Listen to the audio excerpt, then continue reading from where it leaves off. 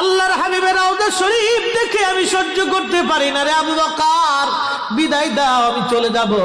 চলে গেলেন নবীর পাগল। সিরিয়া দামেস্কে যাওয়ার পরে কিছুদিন পরে নবীজি স্বপ্ন দেখায়, কিরে বেলাল, এটা কেমন জুলুম, কতদিন হলো তোমার কণ্ঠের আজান শুনি না। বেলাল রে, তোর কি মন চায় না আমি নবীর জিয়ারতে আসতে?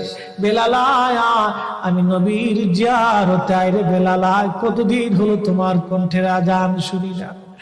স্বপ্ন যখন নবীজি দেখাইছে, এ মুসলমান, হযরতে বেলাল সুদূর সিরিয়ার দামেস্ক থেকে পাগলের মতো দৌড়াইলেন, পাগলের মতো ছুটে আসলেন।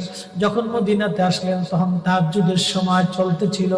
তাহাজ্জুদের সময় চলার সময় হযরত বেলাল রাদিয়াল্লাহু আনহু কাঠের জালি দিয়ে তখন রওজা শরীফ ঘিরে রাখা ছিল। ওই জালির পাশে বসে বসে জালির সঙ্গে মাথা ঠেকাইয়া নবীর পাগল বসে বসে গুনগুন গুনগুন করে কাঁদে আর বলে,